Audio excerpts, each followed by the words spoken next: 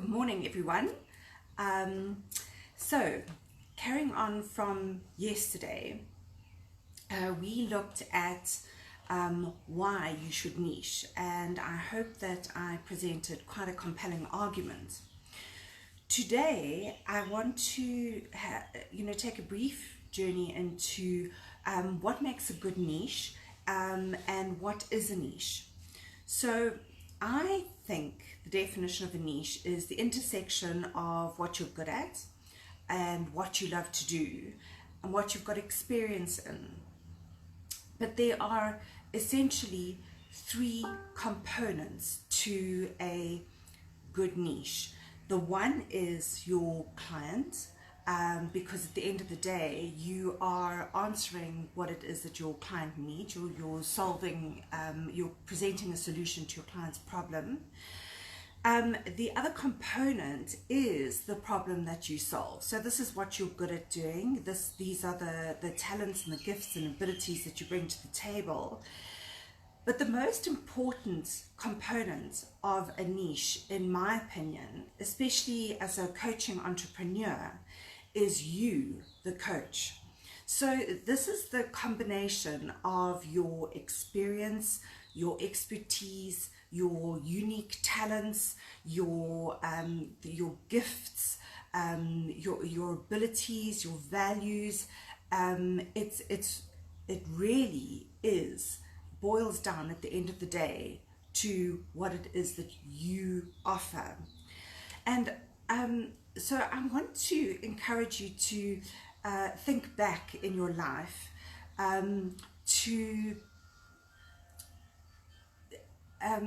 when you were younger.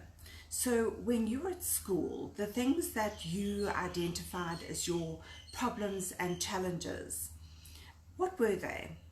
And they kind of changed slightly perhaps when you became a student. The things that were really important to you, the problems that you wanted to solve in the world, what you wanted to bring to the world. Then again, you go out there, you get your first job, and all of a sudden your priorities change again.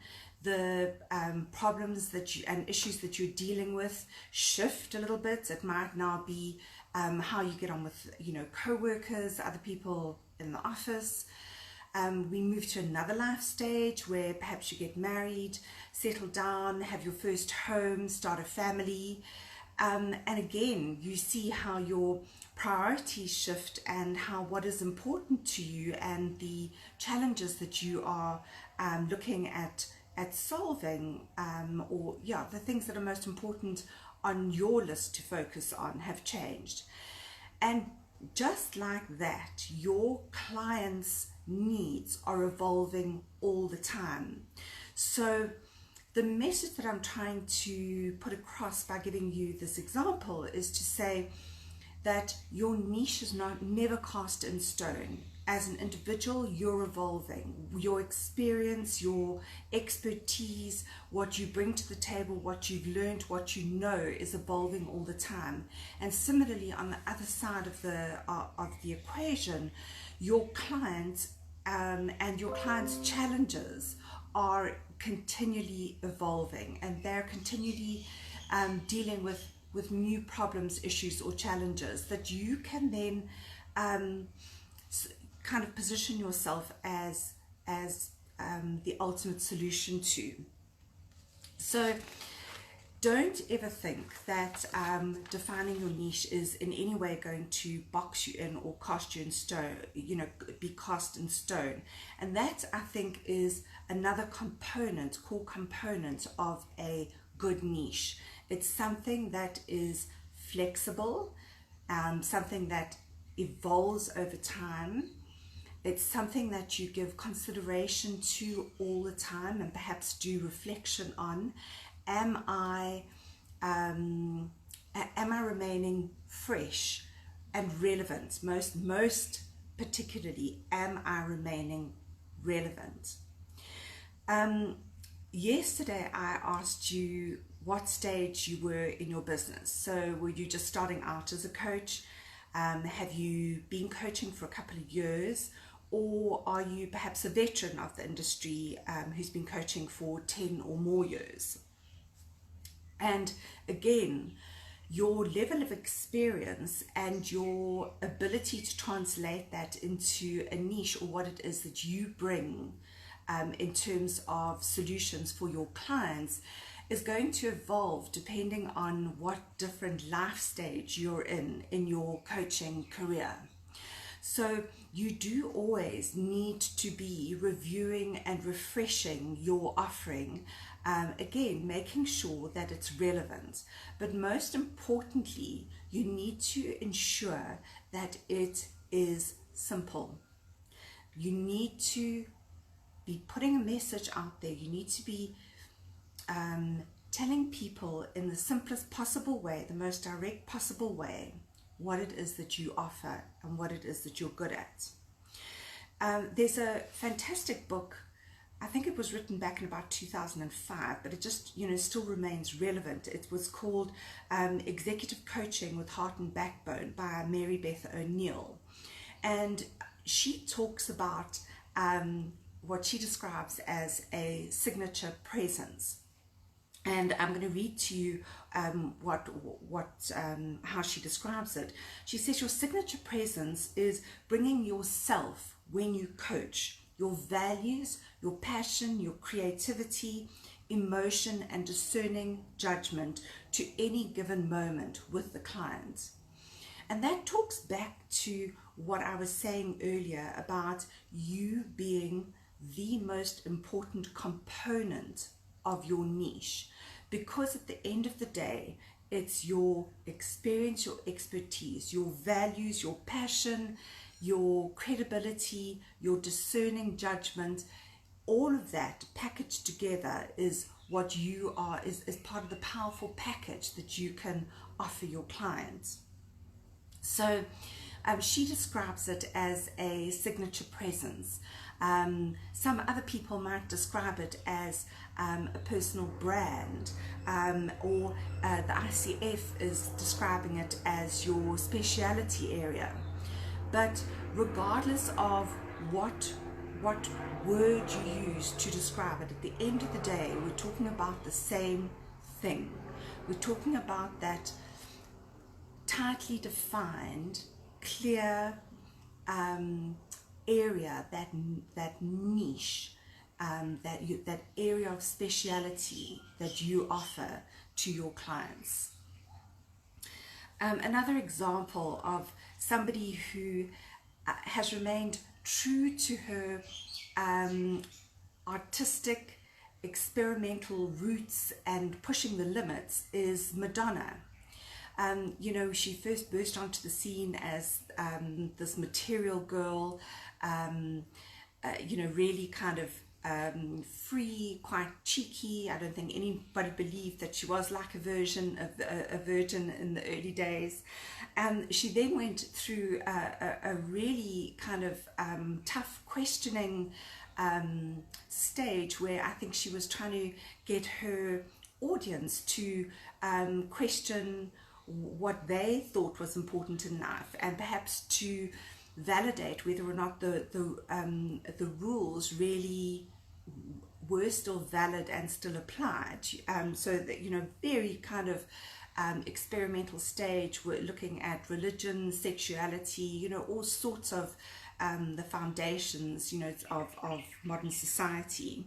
She then morphed into this very polished and sophisticated performer after she played Eva Peron, and finally, we saw her coming back as the Miss American Pie, the all-American girl. But what I'm trying to illustrate is that she's never strayed from her roots of being a consummate artist, a consummate professional, somebody who has maintained her abilities at the peak, the real edge, like always continually fine-tuning and refining her abilities. But she has pushed boundaries. She has remained fresh, exciting, edgy, innovative, And most of all, she has evolved. She has, certainly whether you like her or not, she's never been boring. And I think it's important to take these underlying principles when you are finding your niche, to kind of say, well, what is at my core? Really, what are my underlying values, and how am I going to embody that over time? I've been listening to a really good ebook by a Dr. Pradeep called The Buying Brain, and it looks at the neuroscience of the consumer's brain. And basically what he says is our modern human brains take up about 3% of our body mass, but they are incredibly metabolically expensive to run in terms of all of our energy. They use up about 20% of our resources. Of the brain uses up about 20% of the resources in terms of oxygen, glucose, and other metabolic resources. So, but the brain is wired to almost try and protect itself, to be as metabolically efficient as possible. So the reason why I'm sharing this with you is, when we are being bombarded with messages all the time in the modern world, there's an enormous amount of clutter out there that the brain is continually trying to process and deal with. And the simpler and more direct your message is, the easier it is for the brain to process. It has to use fewer resources. So the brain naturally kind of is attracted to simplicity. So that's an even more compelling reason to become really clear on your niche and what it is you offer, who you offer it to, how you go about getting the results that you get with your clients. The brain is wired from a survival perspective to be always scanning for threats to survival, and also it's always looking for safety. So in kind of the 100,000 years ago, the brain was looking for food, shelter, warmth, somewhere where predators, you could easily be defended against predators. And now in the modern world, the brain is still searching for that, but it's searching in terms of looking for solutions to the problems that it is facing. So I've said that it's wired to preserve as much energy as possible and to work as efficiently as possible. So the simpler your message is, the easier it is for your consumers, your potential client's brain to process. And in actual fact, the studies that they've done at this Neuroscience Marketing Institute show that the more complicated the message, the more complicated the marketing message, the more the brain actually penalizes it. So we do know that the brain does like to be, it likes a little bit of kind of innovation. It likes novelty. That's the word I'm looking for. However, and it likes puzzles. However, again, the tests that they've been doing neuroscientifically show that if a brain has to decode a marketing message, if it takes longer than about 3 seconds to decode a marketing message, that product or message actually gets shunted aside and penalized by the modern brain. So clarity, simplicity. They need to be your absolute golden rules when you define a great niche. You always need to be holding your niche message up against the criteria of, am I being clear? And is this message as simple as possible, or can I simplify it even further? Imagine, 100,000 years ago, pre-humans out on the savannah, their brains were always scanning for signs of threat. They were always looking for what was out of the ordinary and what stuck out. And again, we are still programmed in the same way. We are still looking for that movement out there in the grass, that sign that something is out of the ordinary. It's what we are keyed up to notice.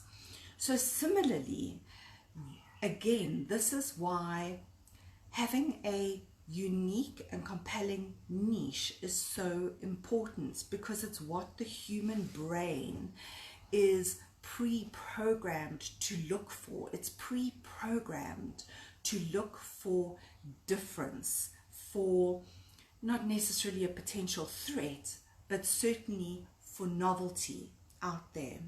So your golden rule needs to be a clutter-free, accurate, clear message about the problem that you solve for your clients.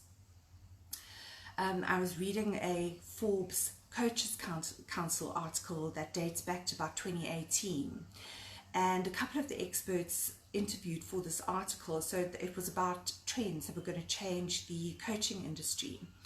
And a couple of experts that were interviewed for this article said that with a greater and greater drive for faster results from coaching, clients are going to be more and more choosing coaches with particular specialities, coaches who deliver results in certain areas.